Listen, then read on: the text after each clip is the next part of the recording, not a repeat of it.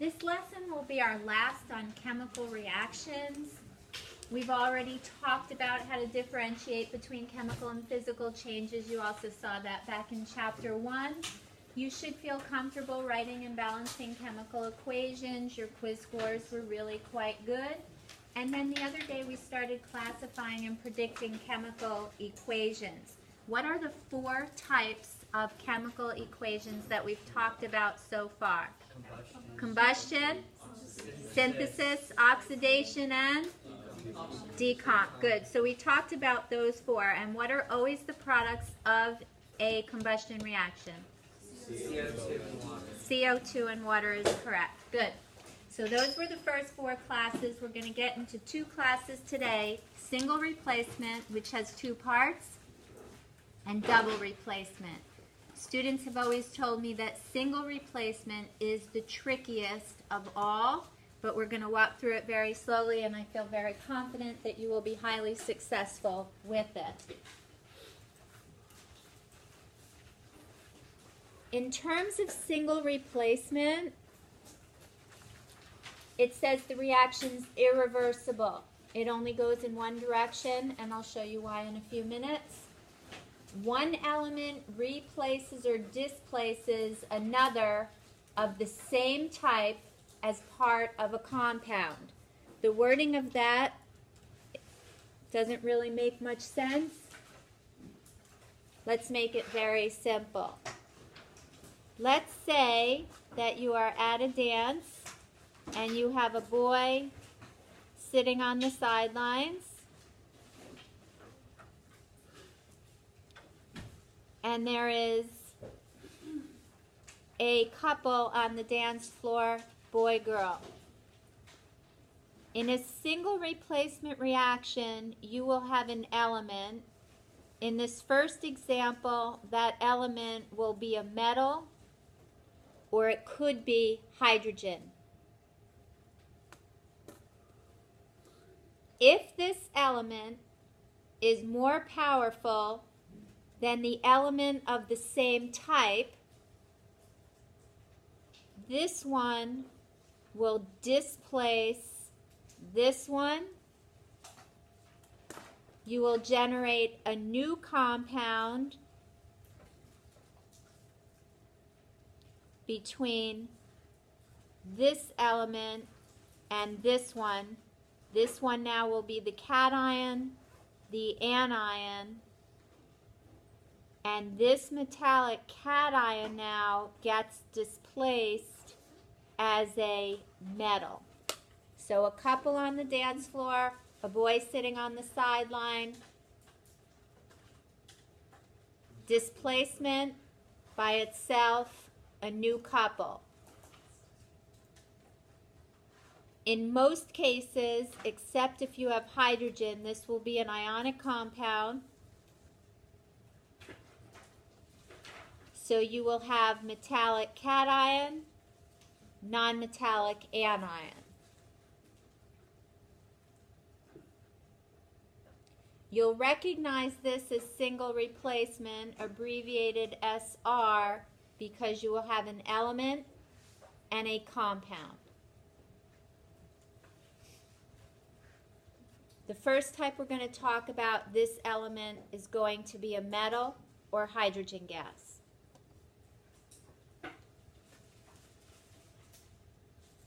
What I just drew for you is illustrated here, a metal and an ionic compound generating a new ionic compound, a new metal.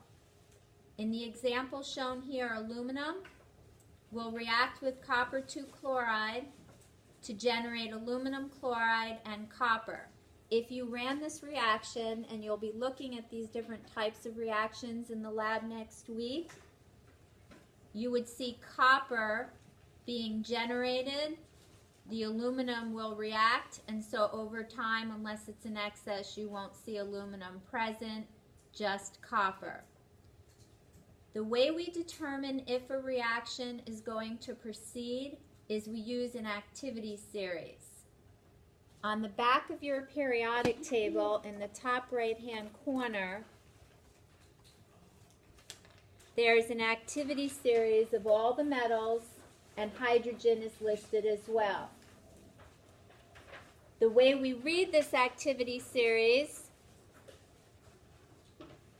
the higher you are in the activity series, the greater your displacing capability. So lithium has the ability to displace any metal, including hydrogen, below it.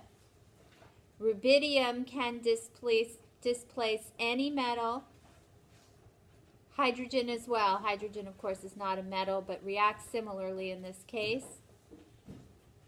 But rubidium cannot displace lithium.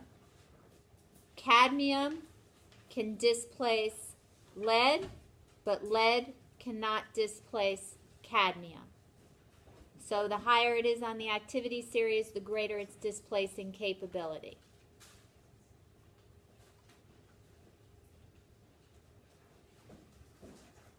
I'm gonna talk about how, like, if it can't displace it, what happens in, like, the product stuff. And those are the easiest ones. Yeah. If, for example, you react nickel with iron 2 chloride, nickel does not have the capability to displace iron, and so all you indicate is NR for no reaction, and I'll give you an example of that. In a part 2 on a test, I wouldn't give you any that would be no reaction because there really wouldn't be anything to grade, but you could see it in a multiple choice format. Halen? Can it displace itself? No, because you would just get back what you started with, right? So nah. Yeah, that's a cutie little question. Yep.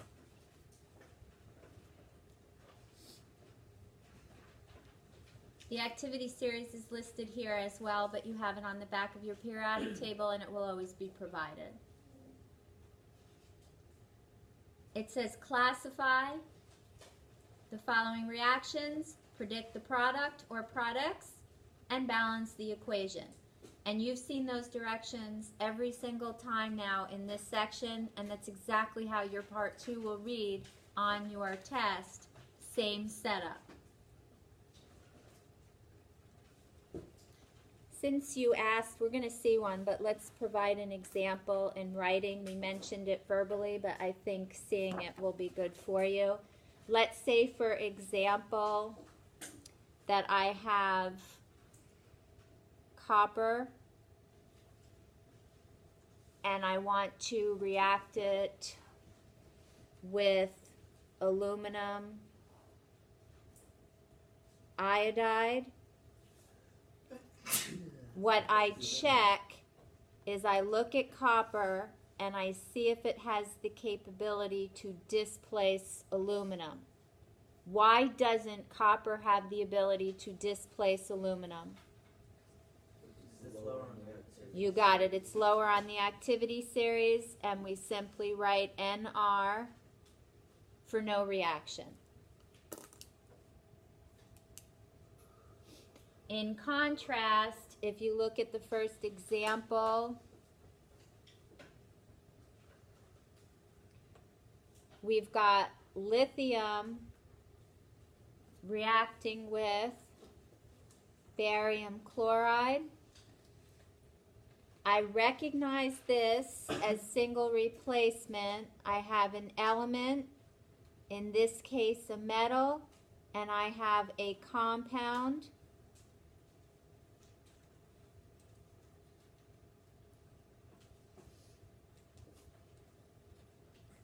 The next thing I check, does lithium have the capability of displacing? Yes. Why? Because it's on the top of the activity series. Lithium can displace any other metal or hydrogen. It's at the top of the activity series. It has the greatest displacing ability. The key to being successful, not only in this type of reaction, but in many types, is to formula write the products based on the formula writing rules that you learned back in chapters 5 and 6. Lithium chloride, correctly formula written. Lithium 1+, chloride 1-, swap drop. The barium gets displaced. This is a solid. No subscript. No charge. Be careful. The balancing should be very simplistic for you at this time. The other thing I did notice on the quiz that I do want to mention, what is the sum of the coefficients in this balanced chemical equation? 6 is correct because both of these have coefficients of 1. Again, note that here you've got barium ion as part of barium chloride. It gets displaced as barium, no subscript, no charge. Let's look at the next one. We have strontium reacting with iron 3 iodide. How did I know that was iron 3 iodide? You got it. That 3 indicates the charge there. Iodide is 1 minus. Single replacement reaction. What do I check?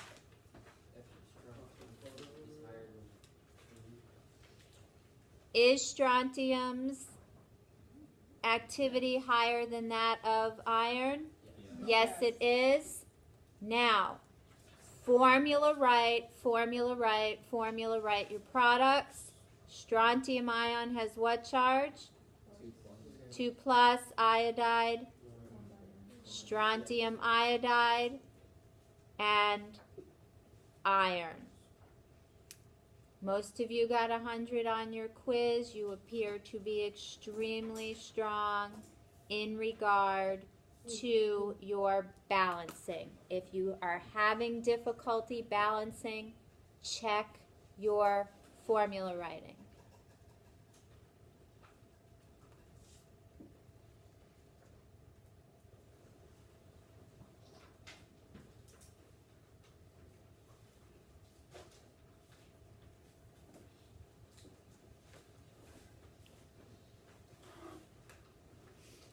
Zinc plus hydrofluoric acid. And you'll learn how to name the acids later in the year. What do I check? Is zinc of higher activity than hydrogen? Yes. Now look how I wrote hydrogen on your activity series. What did I write?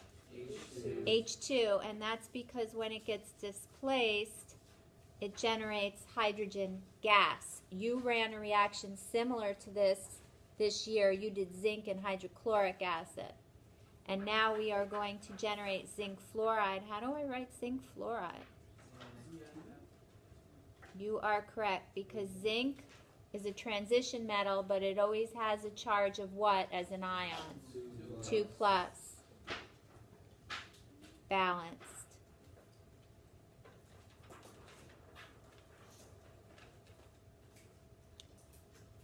The next one is written out as words. It says platinum. How do I write platinum? PT is correct. Where's platinum on the activity series? Almost at the bottom. The only thing it can displace is gold. And cobalt 2 sulfide. Also want to make note here, and I did not take off for this on the quiz, please make sure that atoms, capital letter, lowercase, some of your O's and S's are really out of proportion. I think you understand it. I think it's handwriting more than anything, but be careful. That could come back and bite you. Can platinum displace cobalt? No. And this one's just for Will at NR. There are 2 examples highlighted in yellow on your screen. Give them a shot.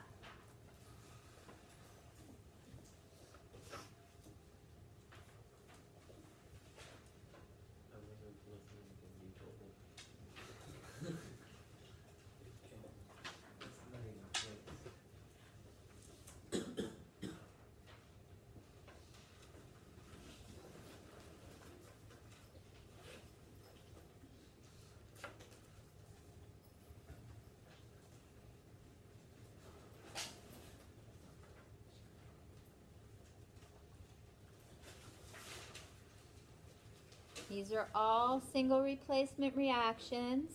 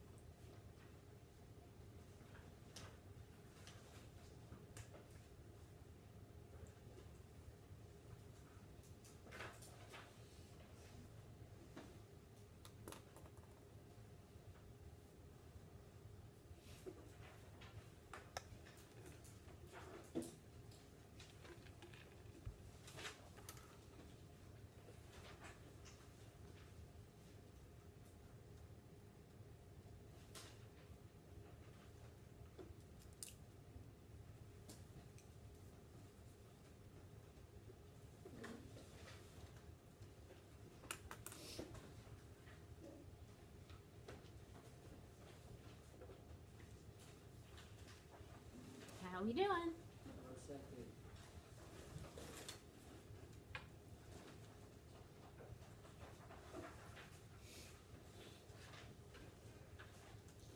I only peek if you've got it.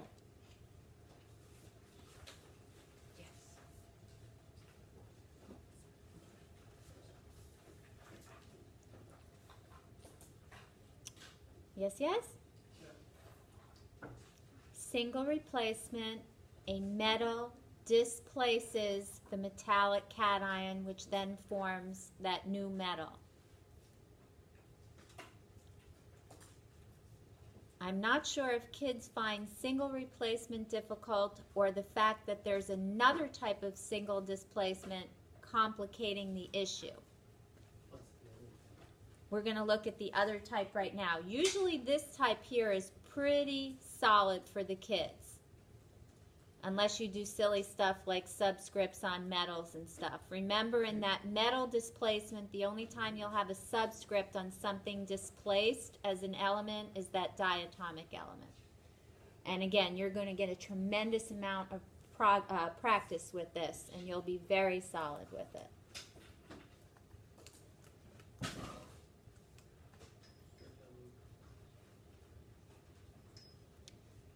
The other type of single replacement also involves an element and a compound, but that element is a halogen, a diatomic element, a non-metal. What group on the periodic table do you find your halogens in? 17 is correct. Your halogens are in group 17. With halogen reactivity, you don't get a table, you just look at the periodic table. The higher the element, the more reactive. Fluorine, then chlorine, then bromine, then iodine. Fluorine has the ability to displace chlorine, bromine, or iodine. Iodine does not have the ability to displace any of these.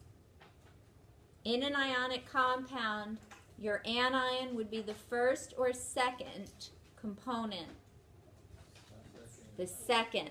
And what you're going to see in this section is now you're going to have a girl sitting on the sidelines,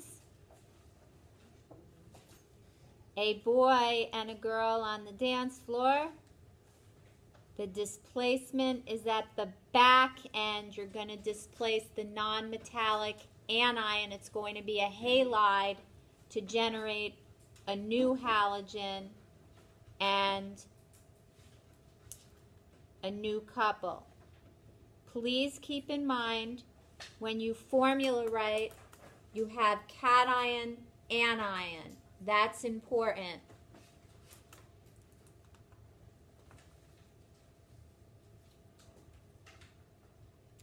And this is in no way a sexist comment, but if you've ever taken a dancing lesson, they'll always say that the male leads. You're putting that one in the front, and that may help you in regard to the formula writing. You're going to replace the back end here. For example,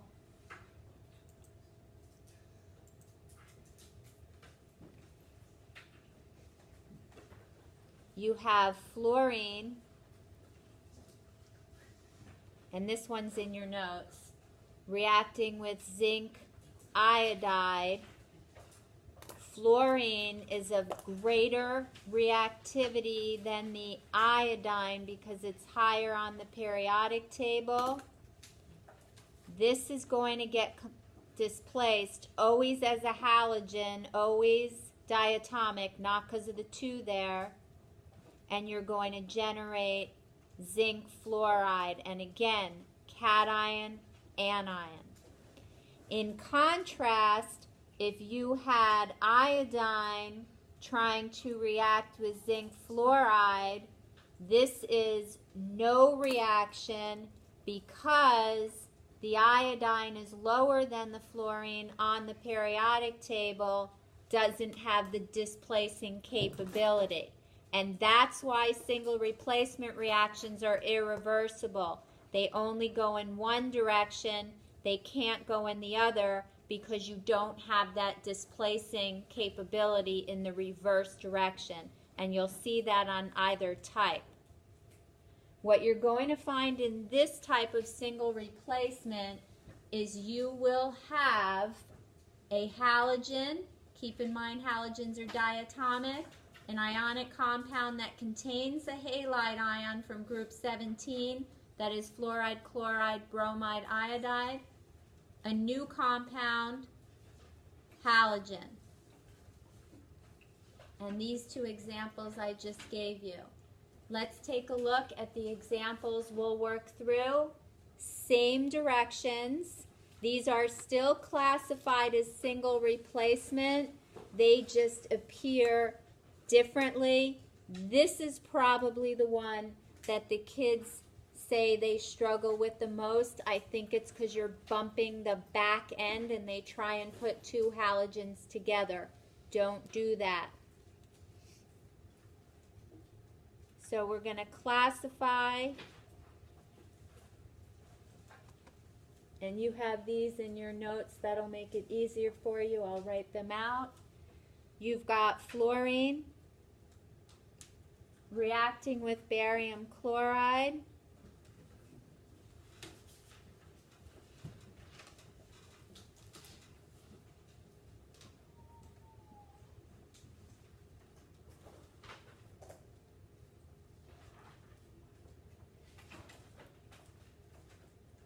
Can fluorine displace chlorine?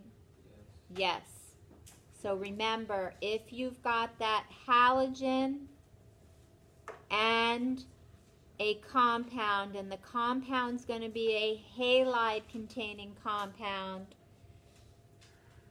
you're going to bump out the halogen and formula write your product correctly. Be careful. We'll do several of these. We have chlorine and iron 3 iodide. Can chlorine displace? Yes, it can because it's higher on the periodic table. What's the charge on the iron? 3+, so iron 3 chloride. Iodine gets displaced. It's a halogen. It's a diatomic element.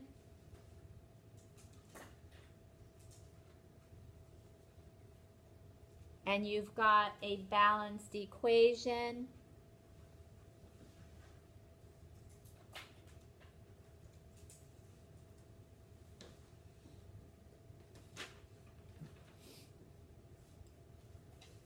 Well, what about this one? No reaction. How come? Because iodine is lower on the periodic table. You got it. No reaction. Iodine does not have the capability. The next one says chlorine gas, and this is why I mentioned the diatomic elements much earlier in the chapter. Be very careful with your diatomics. This is the exact section where it will come back. Chlorine gas reacts with cobalt 3 bromide. what do I check? Is chlorine higher on the periodic table than bromine?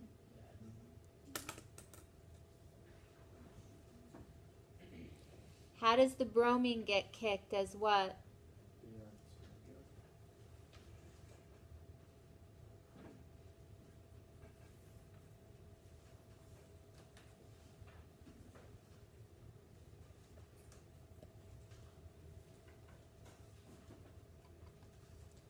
Oh, I'm sorry. I flipped too quickly, right? I wanted you to see the last one. I want you to try the last one.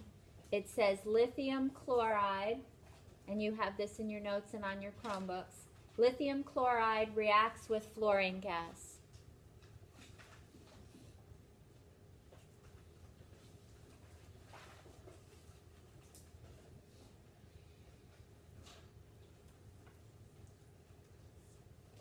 So lithium chloride, you try it.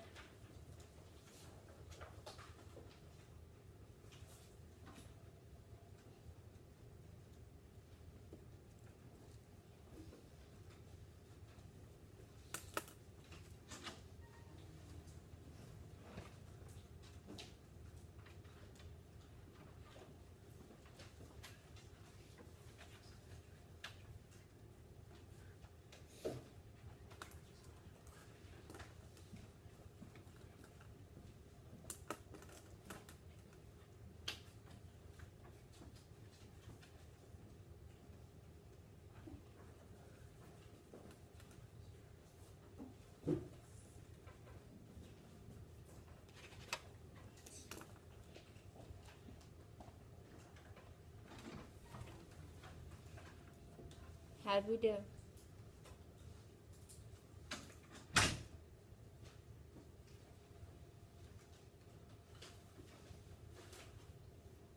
Yes, yes? Did we formulate lithium fluoride properly?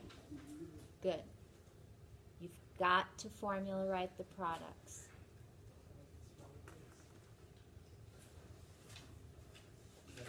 Single replacement, two subclasses, if you will. Element compound generates compound element or element compound. It doesn't matter what you write first, because A plus B is equal to B plus A. It does matter that when you formulate the product, you have cation, anion. Be careful there.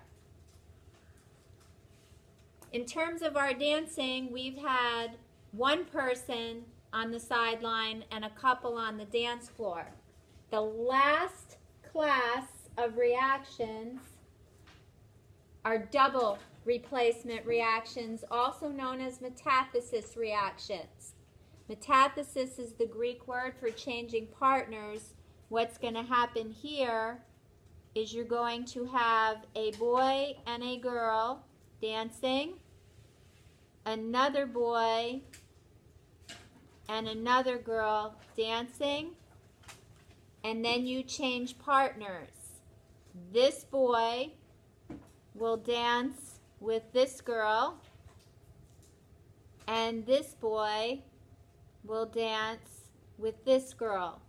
So the cation and the anion will form a new compound, and the cation and anion here will form a new compound. This is double replacement. You'll recognize it. You've got two compounds. You have two compounds here, and you'll generate two new compounds. One of these compounds will be a solid. You start with aqueous substances, and you will generate a solid. You've already run double replacement reactions this year, and you'll be doing several reactions in the lab next week that illustrate the different classes,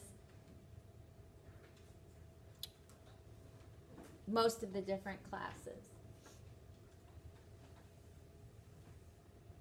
So my little diagram looks as follows. Ionic compound, metal, nonmetal, metal, nonmetal, and that's metallic cation, non-metallic anion, same thing here. One of these substances will be a solid, the other will be aqueous. For example, lead 2 nitrate reacts with potassium iodide. The lead hooks up with the iodide. Correctly formula written. How did I know the charge on lead should be 2+? Because the lead 2 nitrate from here. After the nitrate. Right. So you knew the charge right there based on that 2, and you know nitrate's 1-. And then you put the insides together. So you've got potassium nitrate shown here. Now, in regard to knowing which substance is a solid, you won't understand that till later in the year when we talk about solutions. It's just a point we make now. You won't be asked about it until later on. The other thing I want to mention, because it never occurred to me that kids would do this, the activity series is for single replacement reactions only, not double. The activity series is for single replacement reactions only, not double. It came up one year and I was confused how the kids came up with their answer until they told me. So be careful there. You must formula write your products. Make sure the male leads. That is to say, whatever element is first, or whatever ion is first in each compound, must lead the way on the product side so that you're writing cation, anion in your compound.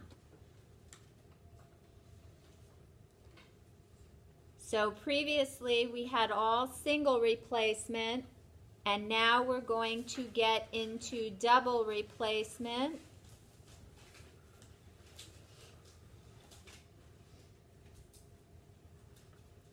So here's your double replacement.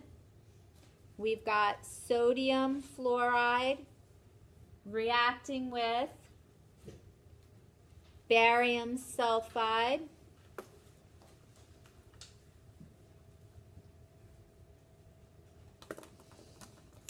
Double replacement, put the outsides together, put the insides together, formula write your products, sodium sulfide, barium fluoride.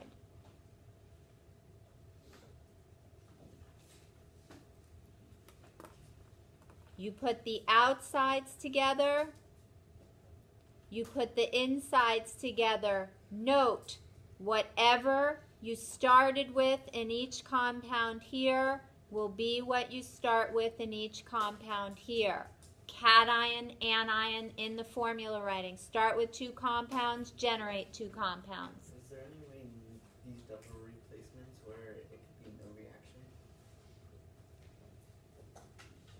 Not at your level right now. So the answer is yes, but not that you're going to see. Good question.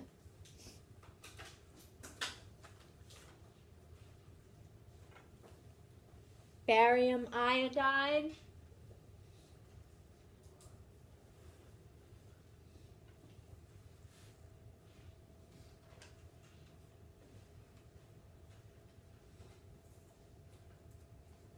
And again, these are all double replacement. I just want to slide over so you can see it. How do we do it?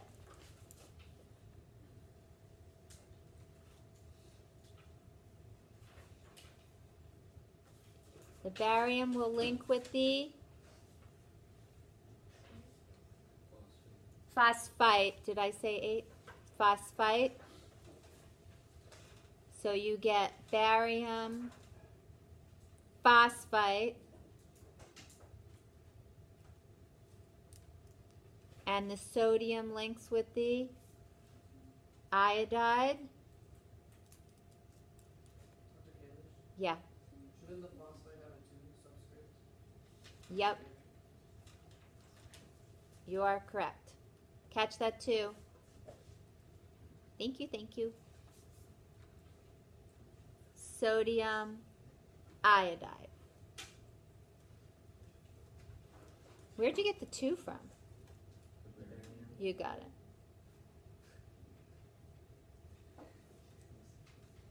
Just testing. Balance off the polyatomic first always makes it easier. The balancing should not be an issue at this stage.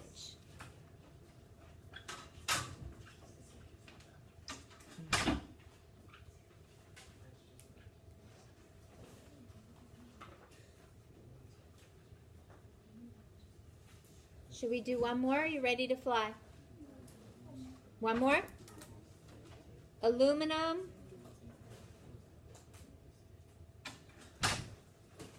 Sulfate.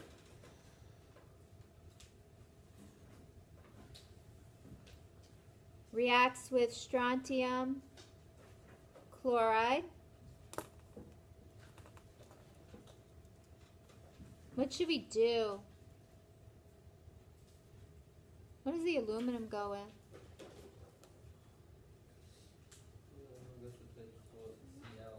Okay, so that's going to give me aluminum chloride, correctly formula written, and strontium sulfate.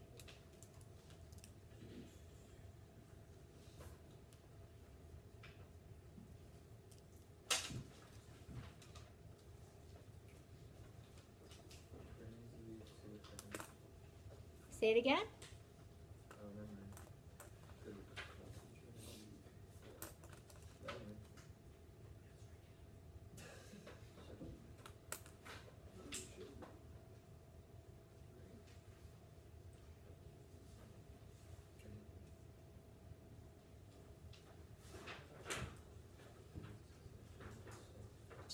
How we doing?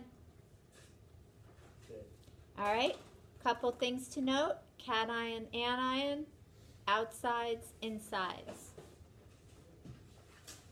4 problems. In yellow. Give it a shot.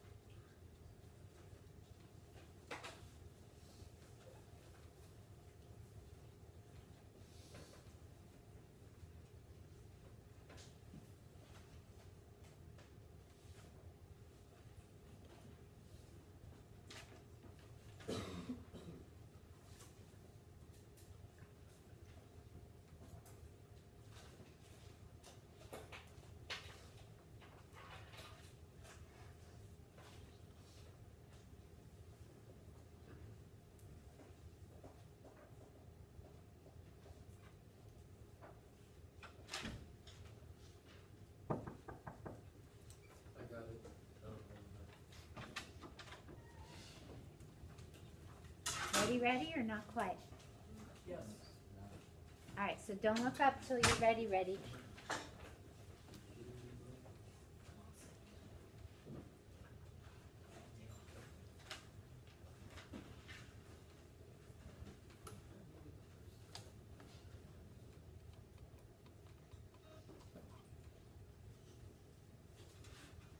How we doing?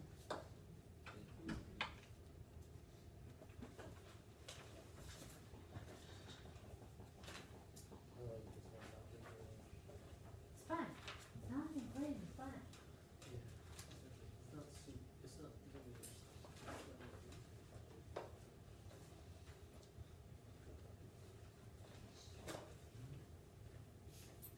Double replacement reactions. Two compounds react to form two new ones.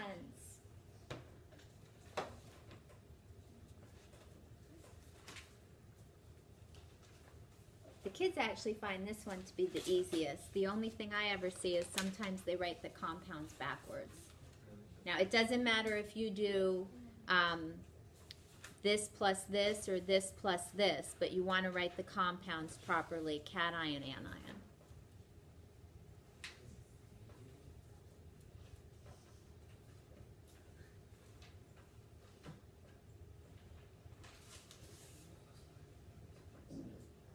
Questions here?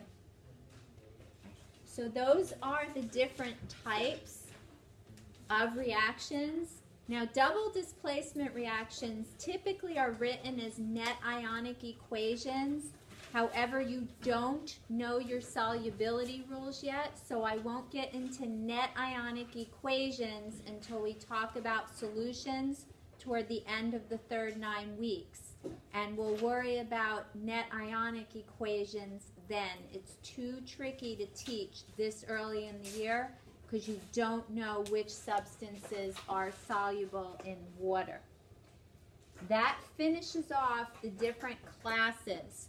You want to make sure that you're comfortable with the learning goal because we've talked about writing and balancing equations, predicting products once we've classified the reactions.